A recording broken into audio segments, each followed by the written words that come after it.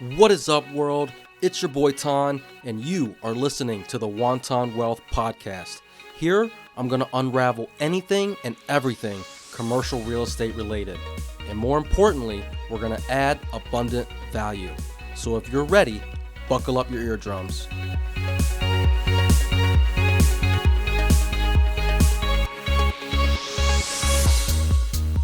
Yo, welcome back, people. Let's talk about some office today. We are in Q1 of 2026. So for the longest time, people were told that office was essential. But then the COVID season happened and remote work proved that a lot of the work could happen without commuting. It could have happened without cubicles nor conference rooms. So people supposedly became more productive. I think there are studies out there which showed that people, when they're working from home, saved like an extra 4 hours or became 10% more productive. But now we're actually in this strange middle ground where some people never want to go back. They want to fucking stay home. And the leaders of the corporate world are pushing a return to office movement super hard. And everyone seems to be asking, what is the office actually for? Like, why the hell do I have to actually be in the office? And for the longest time, since COVID, people were working from their kitchen tables, spare bedrooms, coffee shops, Starbucks, Panera. And somehow a lot of companies just kept going. And people didn't have to wear a uniform. They were just in their jammies, they're in their undies, probably shirtless. That's why you see their cameras were never on when they're jumping on meetings. And now the question really is, if work can happen anywhere, what exactly is the office for? Is it still fucking needed? Or can we just tear down every single office building out there? If you really look at it, the offices downtown are no longer packed. They're actually vacant as hell. Nobody's in there. Some of them are getting reconverted and they're trading for super low dollars. And I'm talking like 5, 10, maybe 20 cents on the dollar. And that's because people are taking Zoom calls from their house. All you need is a laptop to get your work done. Now, don't get me wrong. I'm not against remote work. And you're going to have to revert to the data, but I work for myself. I'm self-employed, so I'm actually doing work in a lot of places at odd times compared to your typical W-2 employee. But once remote work was a thing, again, thanks to COVID, it actually exposed how much office life wasn't actually necessary for a lot of jobs. That's because people gained back their commute time. Sometimes you got 30 minutes one way, 30 minutes back. There's an hour of increased productivity right there. Then you got the flexibility that people were able to get, the autonomy, and sometimes better focus, but that's technically up for debate. And for a lot of people, the office started to feel less like a productivity tool, but more so like a habit. Some people realized that they did their best thinking alone. Others noticed how much energy they used performing work mode instead of actually working. And a lot of the office rituals were more about visibility rather than value. So in essence, for a lot of knowledge workers, the pandemic really didn't just remove the office. It actually revealed that some parts of office culture were never as essential as we were told they were to be. Again, let's talk about the commute. For some employees who have, 30 to 90 minutes worth of commute time one way, they spend most of their day answering emails, joining video calls, and those things could be taken from home. And on top of that, you'd be saving that commute time, anywhere from an hour round trip to 3 round trip. And I'm sure I'm not the only one that's thinking it, but a lot of people probably had that moment where they're like, look, dude, I'm still doing my fucking job. I'm just doing it in my sweatpants or no pants. I don't know. But office, I don't think is fully dead. Believe me, some things are easier in person when you're working with your colleagues, like building trust or spontaneous brainstorming or mentoring. reading the room, or just building relationships in general. So I gotta say that not every role or personality will thrive remotely. I think the office still serves a purpose for people who want structure, separation, or social energy. And those are probably for people who are more extroverted, who thrive on collaboration and people that are around them. Because sometimes when you're in an office setting and you see people grinding away, that energy sometimes leaks on to you. And on top of that, you're separated away from your house or your home office, and obviously things that come with the house, laundry, snacking, your kids, your spouse, like that. So all those things create, now from what we've seen, a little bit more of a distraction versus the increased productivity that we've seen or heard about. And what I've seen is that a lot of the return to office debates are not really about the productivity. Mind you, it is a piece of it because, again, historically, in the beginning, we saw that the productivity increased by, call it 10%. But recently, when people were learning how to game the system, or they're doing work at a restaurant, they're having liquid lunches, they're taking dogs on walks, or their pets, hanging out with their pets, hanging out with their kids.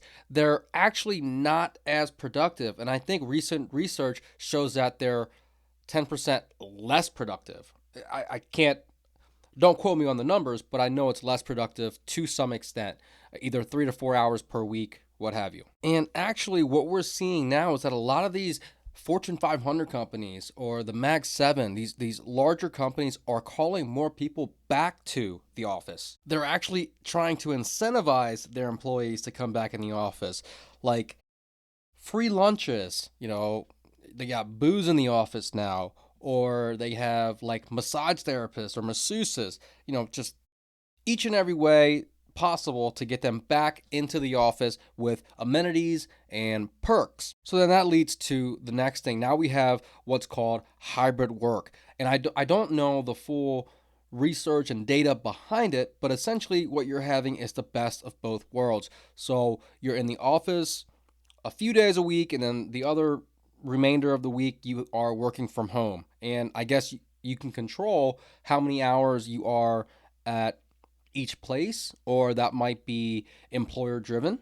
But again, this is all hybrid work and it sounds ideal. However, in practice, it might be a little bit messy, and the one biggest thing that I can see here is the lack of continuity. I would love to stay home, let's say Friday and Monday, and work from home, and then go to the office on Tuesday, Wednesday, Thursday. And so that right there will give you some continuity to where, you have a 4-day weekend pretty much every week, but you have a 3-day workday that's in the office.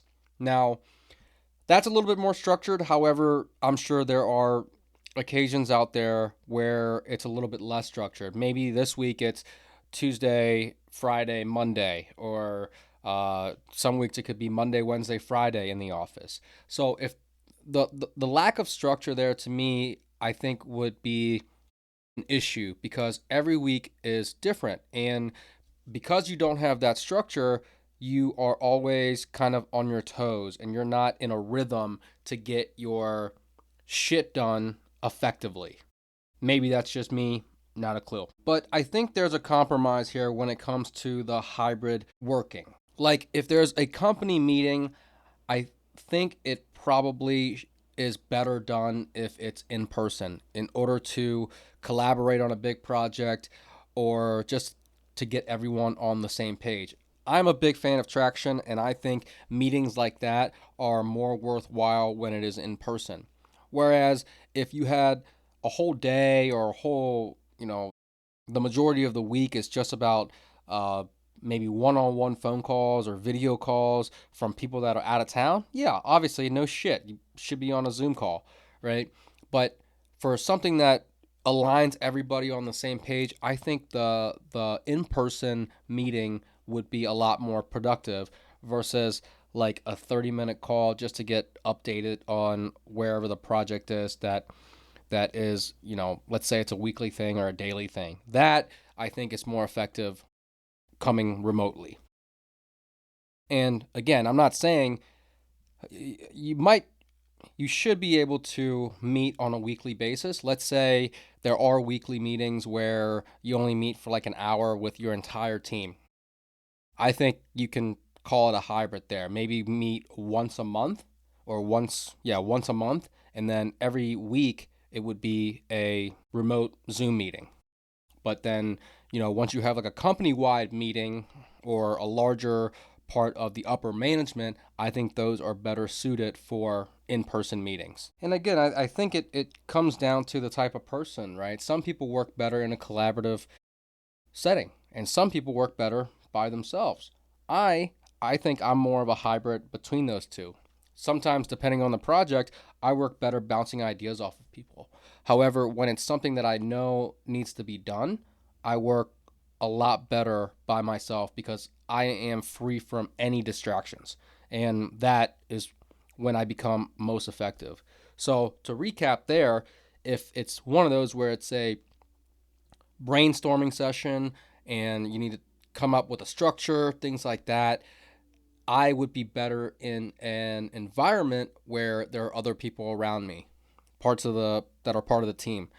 But if we already have our objectives and what we need to do, I am way better off being by myself because that gives me time, again, away from distractions, away from conversation in order to get that particular project or obstacle done. Obviously, we know that office is changing, more so in particular the urban offices that are downtown. Again, they are vacant as shit. There's not a lot of people in there, and they're selling at a steep discount of what they once were, and they're going to foreclosure, right?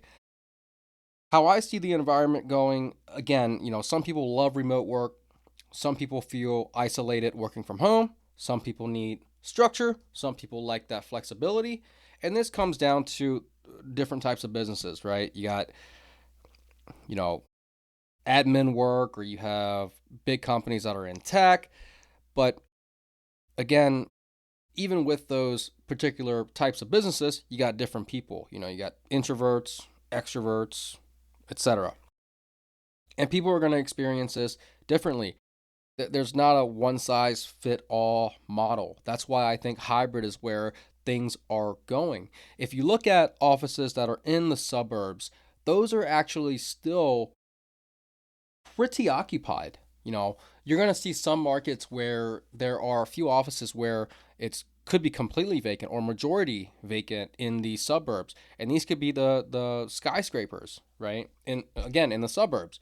But for the most part, you're going to see a lot of office doing pretty well in the suburban space because they're next to a lot of amenities. They're spacious. They're not as crowded as the downtown space.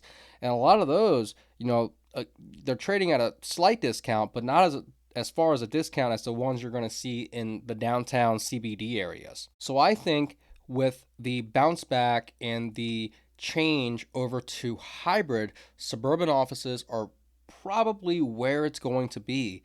I think with the discounts that we're seeing now, there will be a time where the suburban offices will regain their space in the market and their prices will reflect that.